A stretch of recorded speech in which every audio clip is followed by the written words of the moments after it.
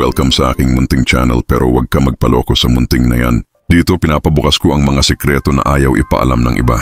Mind games, diskarte at mga taktika na pwedeng magpabago ng pananaw mo sa buhay. Ako ang tropa mo na walang sinasanto pagdating sa katotohanan. Kaya kung handa ka na, ilock ang pinto, ilagay ang earphones at sumama ka sa laro ko.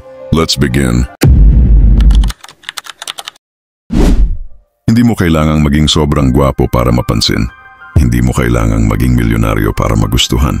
Ang tunay na kalaban mo ay hindi ibang lalaki, kundi ang kawalan mo ng diskarte. Ang babae, hindi lang puso ang pinapagana, utak, instinct at pakiramdam. Kaya kung lalapit ka lang na walang plano, kung papasok ka lang na dala lang ay feelings, malulunod ka sa laro.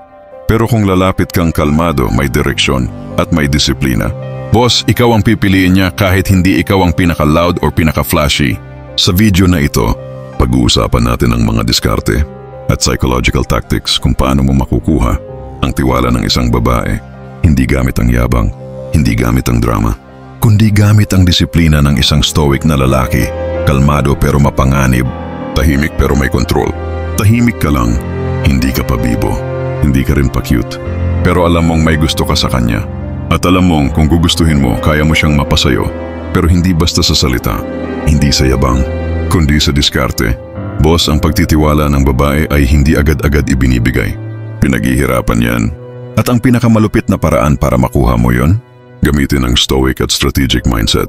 Hindi reactive, hindi needy, kundi mahinahon pero epektibo. Narito ang mga taktika at diskarte para makuha ang tiwala ng kahit sinong babae. At bakit ito gumagana? 1. Huwag kang masyadong available. Kung gusto mong pagkatiwalaan ka ng babae, kailangan muna niyang maramdaman na may buhay ka kahit wala siya. Kapag palagi kang available, hindi ka nagiging challenge. At kapag hindi ka challenge, hindi ka rin irerespeto agad. Bakit? Ang scarcity ay nagpapataas ng halaga. Kapag alam niyang hindi mo ibinubuhos lahat ng oras mo sa kanya, iisipin niyang may saysay ang bawat oras na ibinibigay mo. At doon magsisimula ang respeto. Ipakita mong kaya mong panindigan ang salita mo. Pag sinabi mong tatawag ka, tumawag ka. Pag sinabi mong may gagawin ka, tapusin mo. Hindi mo kailangan ng grand gesture. Minsan, ang simpleng consistency sa mga pangako mo ang pinakapambihirang diskarte. Bakit? Ang babae, instinctively naghahanap ng lalaking mapagkakatiwalaan. Hindi lang sa salita, kundi sa gawa. Kapag nakita niyang totoo ka sa sinasabi mo, magsisimula siyang magbukas sa'yo. 3. Huwag mo siyang i-validate palagi. Maganda siya. Pero hindi mo kailangang sabihin yan araw-araw. Ang lalaking may disiplina ay hindi madaling magbigay ng atensyon, hindi mo tinatapon ng compliments. Ginagamit mo ito bilang reward. Bakit?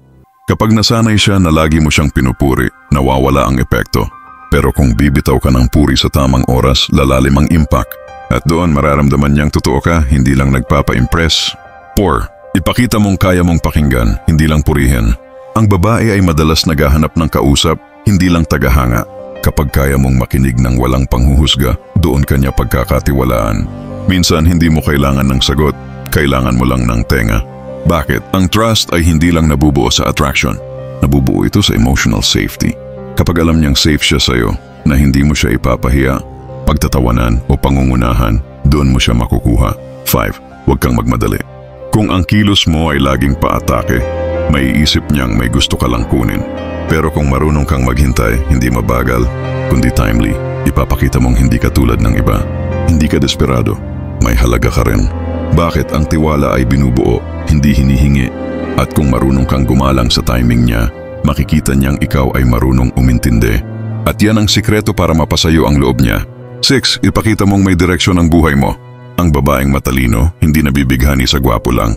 Nabibighani sila sa lalaking may direksyon, may pangarap at may disiplina. Hindi mo kailangang ipagyabang, ipakita mo sa gawa mo. Bakit?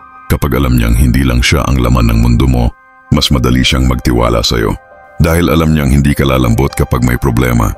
Isa kang sandalan, hindi pabigat. 7. Become stoic. Huwag kang mabahala sa mood swings niya. Kapag dumating yung araw na bigla siyang tumahimik, medyo cold, huwag mong sabayan. Huwag kang magpanik. Manatili kang kalmado. Ipakita mong hindi ka reactive.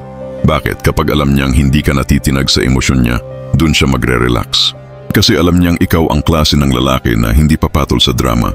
At doon niya ibibigay ang buong tiwala niya sa lalaking hindi tinatalo ng emosyon. Boss, tandaan mo ito, ang tiwala ng babae ay hindi minamadali. at lalong hindi sinusugal sa pagmamadali.